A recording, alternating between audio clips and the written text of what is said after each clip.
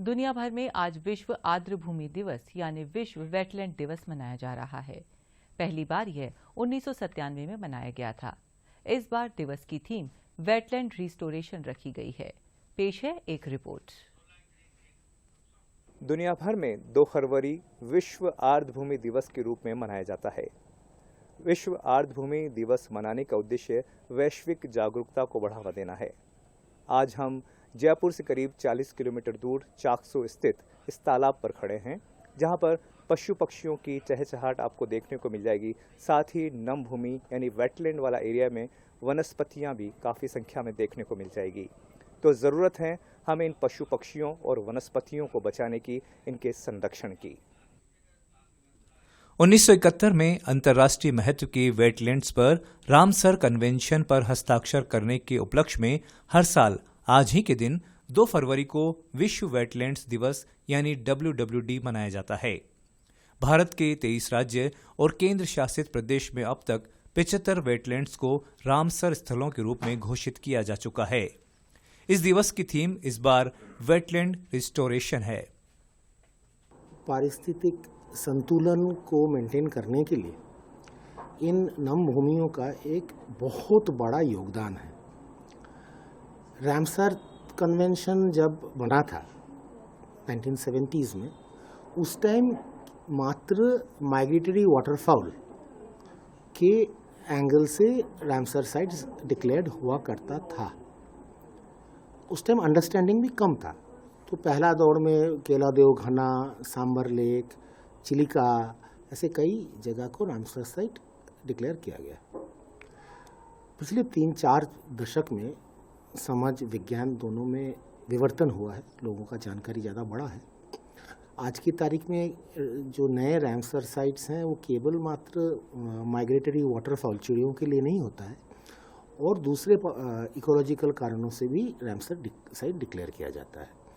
राजस्थान में स्थित 2 वेटलैंड्स सांभर और केवलादेव में भी विभिन्न गतिविधियां आयोजित की जा रही है। सांभर झील केंद्र के स्वदेश दर्शन योजना के राजस्थान सर्किट का हिस्सा है। इस योजना को पर्यटन मंत्रालय द्वारा वर्ष 2014-15 में पर्यटक सर्किट के एकीकृत विकास के रूप में शुरू किया गया था।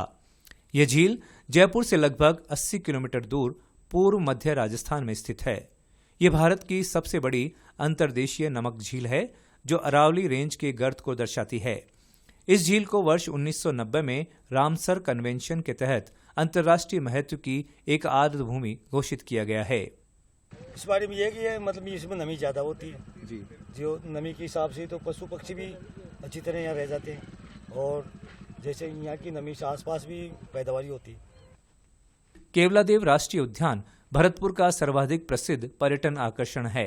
1982 में भरतपुर पक्षी अभयारण्य को राष्ट्रीय पार्क घोषित किया गया था और इसका नाम केवलादेव घना राष्ट्रीय उद्यान रखा गया। वर्ष 1985 में यूनेस्को ने इस उद्यान को विश्व विरासत स्थान की मान्यता दी। बड़ी संख्या में प्रतिवर्ष पर्यटक इस उद्यान की सैर करने आते हैं। मानसून के दौरान देश के प्रत्येक भागों से पक्षियों के झुंड यहां आते हैं। प्रधानमंत्री नरेंद्र मोदी ने हाल ही में मन की बात में आर्द्र भूमियों के महत्व का जिक्र करते हुए राजस्थान की सांभर झील और शाकंभरी माता मंदिर के बीच सांस्कृतिक जुड़ाव के महत्व के बारे में जिक्र किया था। प्रधानमंत्री नरेंद्र मोदी ने मन की बात में कहा कि आज पूरी दुनिया में क्लाइमेट चेंज और बायोडाइवर्सिटी के संरक्षण की बहुत चर्चा होती है। इस दिशा में भारत के ठोस प्रयासों के बारे में हम लगातार बात करते रहे हैं। भारत ने अपने वेटलैंड्स के लिए जो काम किया है वो जानकर आपको भी बहुत अच्छा लगेगा।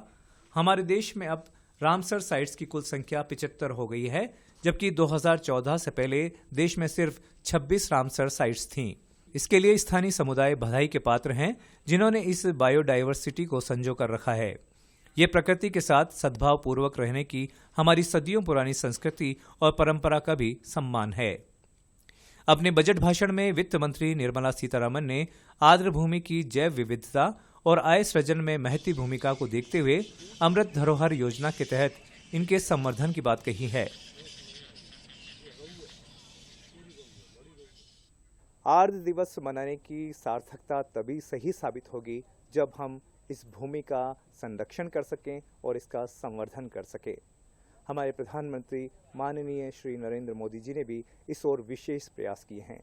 तो ज़रूरत है इसके संरक्षण की और संवर्धन की, तभी हम इस भूमि को और इससे जुड़ी विभिन्न प्रजातियों को बचा सकेंगे। मेरे सहयोगी केदार प्रसाद शर्मा के साथ दूरदर्शन समाचारों के लिए मैं अलीमुद्दीन।